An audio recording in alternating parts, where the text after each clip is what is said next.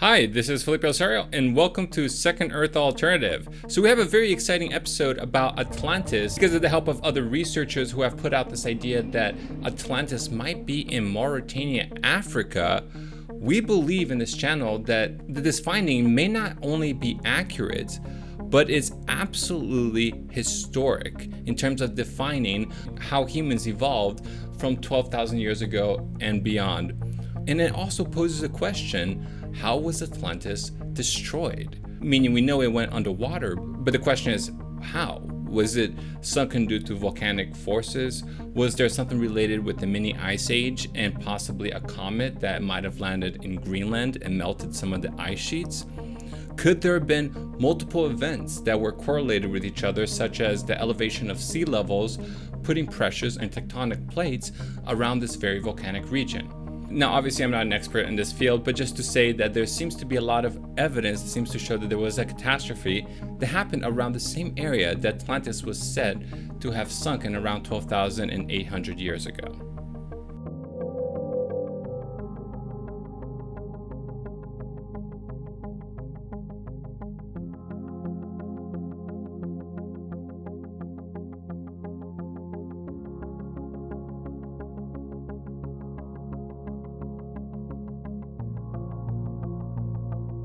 Now, jumping right into the episode, what I'm going to be doing is setting up a series of episodes which are going to be only about the evidence that seems to support that this structure, the Richat structure in Mauritania, Africa, is indeed Atlantis. Today I want to go over this really interesting architecture that we found inside the Richat structure, and this was originally posted by Bright Insight, and we actually ended up finding a nearly identical structure around the same Richat structure area. Now, after doing some quick research, we realized that this architecture is also present, and get this, Israel. So without further ado, let's jump right into this episode. So here we are in Google Earth, basically in the Richat structure. Now, if you're not familiar with the area around the Richat structure, there's a very ancient city called Ouaddain. Ouaddain has been there, I think the earliest writings of it was somewhere in the mid 14th century. So it's been there for quite a while. It was traditionally used as a trading post for gold, and get this, salt mines. Now, how in the world would there be mines of salt in an area that's mostly devoid of water? Well, I think the most obvious answer is it would probably have to have been under the ocean at some point. The fact that there has been whale bones that has been discovered, that has been non-fossilized, that essentially means that these whale bones would have to be less than 1 million years, giving credence that this area was actually underwater rather recently. Now, the structure that Bright Insight showcased in his episode was this one right over here that I have labeled as rectangular structure. I'm gonna go ahead and post the links, that way you guys have the ability to search for yourselves. So this is the interesting structure. Now, at the time of the episode, Jimmy from Bright Insight was uncertain what this could be. One thing that I found very interesting about this particular area is that if you just kind of zoom out just for a quick second, you will notice that dab in the middle of this Richat structure and kind of close to that rectangular structure, there appears to be modern human habitation. See, take a look at that.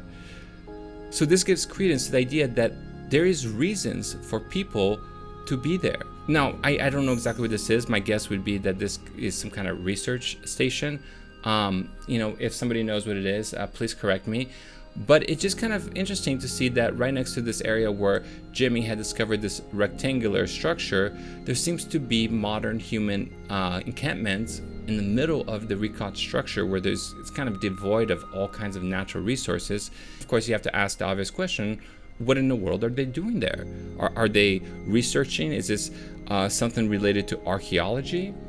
All I can tell you is that there's some tire tracks that leads up to it, but you can also see other anomalous, very square looking foundations around this area. Now, it is possible that this could be some kind of geological process that is happening in a volcanic area that is mostly made out of metamorphic rocks. Now, if you don't know, metamorphic rocks are essentially like slates. That's where marble essentially comes from. So it's known that metamorphic rocks can crack in ways that are very rectilinear and can almost look artificial, which unfortunately makes the search for Atlantis a little bit more difficult, because it just becomes a little bit more difficult to ascertain whether what we're talking about is completely geological or artificial. Now, going further with this rectangular structure, what I really wanted to talk about was the fact that we had discovered a second version of this exact architecture. So let me show you what we're talking about here. So, as you can tell, whatever this is, it seems to be almost exactly the same as the other architecture. So now that you see that these structures are repeating, I went ahead and I did some research, and I'm gonna be honest, I have no idea how I randomly discovered this, but it so happens that this exact structure, and let me show you real quick what I'm talking about. Look at this. Look how exact the architecture is between these two structures. So you might be asking, what in the world is an architecture that you can find in Israel doing in the middle of a Richat structure in Africa, West Africa of all places? So I did some searching, and I realized that this happens to be an Ottoman fort. And this probably dates around 1530. If you know your history, there was a really interesting war that happened in 1578, and this was called the Battle of Alcácer Quibir. Now, I'm not sure if I'm pronouncing that correctly, but it was very famously known as the Battle of Three Kings, where essentially there was a king named Abu Abdallah, and his uncle Abd al-Malik had essentially taken over with the help of the Ottoman Empire around that time. And this became known as the Battle of the Three Kings because essentially Sebastian was brutally massacred. Abu Abdallah tried to escape, ended up drowning in the river, and the uncle, Abd al-Malik, had decided, despite being completely ill, to fight, and apparently the exertion of the horse ride killed him. So in this battle, it appears that three kings had perished. Thus the infamy of this historical battle. And it was also the only time that the Moroccan Empire had ever essentially merged with the Ottoman Empire. And given that there was some evidence that there was Moroccan presence in that area, Ouaddain, it seems that this would have been that one moment in history where, apparently, according to what we had discovered, they had expanded all the way to West Africa, all the way to Mauritania. So what? So you discovered some 15th century history. Big deal.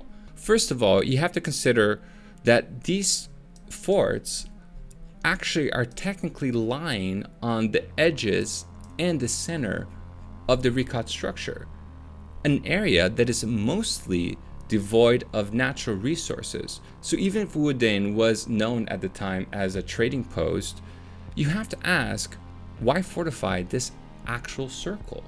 You know, it's not like there's going to be invading forces coming from within the Richat structure. So why would you have an outside fort and an inside fort? Is there a reason that I'm missing here? Because I'm starting to wonder if there are other reasons to fortify the area. Could there have been historical reasons? Possibly archaeological reasons? Did the Ottoman Empire know something about this area being connected with the famed Atlantis Empire? Now, as I was telling you earlier, the problem with finding artifacts in this area is the idea that this whole area is volcanic region made out of metamorphic rocks, which are essentially marble that can fracture very easily in rectilinear patterns. Take a look at these rocks. You know, it can be construed as almost like an artificial channel, especially when you kind of zoom in over here. It's just kind of hard to tell what is geological and what is artificial when you're dealing with these type of rocks. Having said that, I did still want to go over some evidence that, you know, it just, let's put it this way. I'll put it in the category of, you have to wonder. You know, it's kind of strange. So let's take a look at the first you have to wonder evidence that we got over here. So like I said, these rocks are very square looking, but let me show you the first you have to wonder evidence that I'm talking about. So what I'm going to do is I'm just going to kind of pan around the area, and I just going to show you guys and kind of get your guys' impression on this. So here are some of these really strange looking rocks, and just take a look at this real quick. I mean, my goodness. You really have to second guess whether this is just a geological process. And what makes this more interesting is that these rocks are essentially kind of protruding out as opposed to just being kind of cracked out of a floor as you would expect in some kind of desert dry lake. It's not like a desert dry lake that's just cracking. In this particular area, you can literally see separated structures that are elevating from the soil. And this is kind of giving me this kind of, you have to wonder, you know? And then if you back up, you can kind of see how organized these blocks are around this particular area. And look at this. Look at this little island right over here of blocks. Once again, you're having an extremely square looking foundational pattern.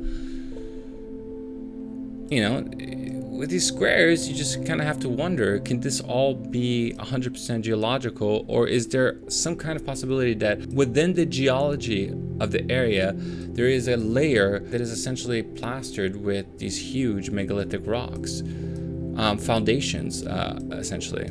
So do I have any reasons to believe that this would have to be artificial as opposed to just geological?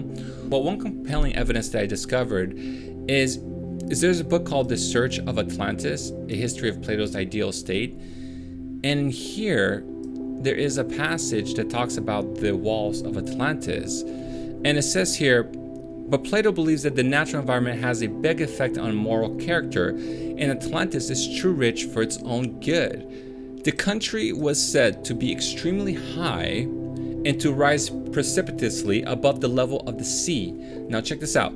The side walls of the canal must have been extraordinarily high. And the problems of reconciling this with what would happen when the canal reached the city are never thought through. So in this passage, it's essentially saying that it is thought that the walls of the canals would be essentially very big, but this is a common description that Atlantis was possibly fortified by all these walls. And if you do a quick Google search around this area, you kind of note that the entire area seems to be, if you were to assume that this was some kind of island at some point, thus the salt mines that exist, meaning it was underwater. Well, if you were to assume that this was underwater, well, this raised area would probably be some of the outlining structures of the island. And these weird anomalous blocks that we're finding so happens to be on the outer edges of what you would think would have to have been fortified if you were to take the description literally. So here's another example, and this one was the one that we showed in a previous episode that we thought was just a little bit too neat to be 100% assumed as 100% geological. Now, I could be wrong. You know, I'm not a geologist, but I just wanted to point out the fact that metamorphic rocks can fracture linearly, but also that this does constitute an area that could be the outer edges where it was claimed that there would be high walls. I guess what I'm trying to say is that this geological region kind of fits the description. So something else that I wanted to talk about was this particular type of metal that was mentioned by the Atlanteans called, I hope I'm pronouncing this, but it's called orichalcum. Now it says here in Plato's Timaeus, in the first place they dug out of earth whatever was to be found there, mineral as well as metal, and that which is now only a name, and was then something more than a name, orichalcum. So orichalcum was a metal alloy that kind of looked like gold but was of lesser value that was very common among the Atlantean Empire according to ancient descriptions. If you do a quick search on Wikipedia, it's assumed that orichalcum might have been some kind of gold-copper alloy or a copper tin or copper zinc alloy. Now, orichalcum is not the only time in which Atlantis is described as having precious metals. In fact, not was Atlantis rich with metals, but it was said that their metals had come from the earth itself, meaning they didn't trade to get those metals. They had actually excavated it from the nearby region. Well, it so happens, if you didn't know, that Mauritania's main export, meaning the main way that this poor little African country is able to make money in this world economy, is of course metals and mining.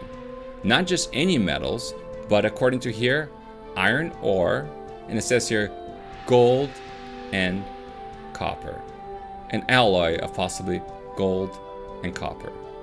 So it's not direct evidence, it's circumstantial, but it certainly lends credit to the idea that this area had the exact resources that would have been necessary to create this orichalcum alloy that many researchers think is some kind of gold copper alloy.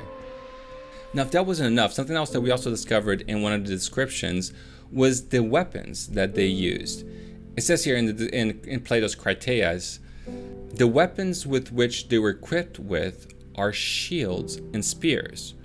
Now, if you saw in our previous episode, one of the interesting artifacts that keeps getting discovered in Mauritania are these fluted spearheads.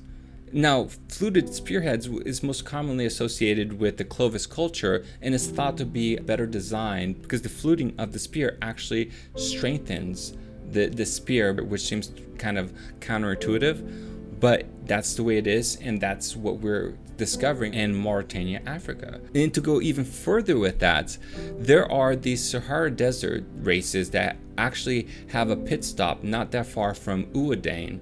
Now, what I found so interesting in this area is there are these ancient cave paintings. And when you look at the cave paintings, they have not just horses, but men with what could be a long bow, perhaps, or perhaps a spear. Once again, showcasing that in this area, there were men with horses and spears. And something that just blew my mind away, because this was actually posted by one of the racers from the Sahara Desert that makes that pit stop nearby. One of the most common iconographies that they keep finding in these cave paintings is this. Bulls. Not just any bulls, but these long-horned bulls. And in fact, they even have a name for it. It's called the Mauritania bull. It's the bull that's common in the area. And if you didn't know, that's one of the animals that's being described by the Atlanteans. Atlantis was said to have horses, elephants, which they've also discovered elephant bones around the area, and these longhorned bulls. Which these bulls were very common characteristics that was often described when talking about the animals of Atlantis. And these bulls were essentially worshipped, and they were also sacrificed in certain temples, like temples of Poseidon. And something else that I want to talk about was this one area that's very close to where we once thought there could be a port there. Now, here's the thing: there is a military station there, or there used to be a military station there, and in a place where. Let me just show you, just to give you guys a teaser of what I'm talking about here. If you were to just go to the end of this, right? And I'm just going to just quickly show you that this is where we saw all these anomalous structures that we thought could be perhaps more than geological, like this strange 3-mile long line. And just around this area, there is a military base, or used to be a military base. And you have to wonder, what the hell is the military doing around all these anomalous structures? And here is the military base. But check this out. If you just go up the mountain, let me show you something. Look at this. What? Now, I'm not seeing any roads going up there, so I'm wondering, is this military? Or is this part of some ancient structure that perhaps is being guarded by military presence in the area? Just a question to put out there. It's an episode we're going to have very soon. All right, guys, so that's it. If you have not subscribed, I definitely recommend that you subscribe, but certainly try to turn on the notifications, because these episodes, we're just going to keep pouring it on. There's going to be episode after episode revealing all kinds of new evidence, as if I wasn't already convinced that this is Atlantis. Yeah, these episodes, I think if you were to watch all these episodes and all these things that we've been discovering, I don't see how you can think otherwise that this is not Atlantis. And once again, thank you so much for joining me. This is Felipe Osorio, signing out.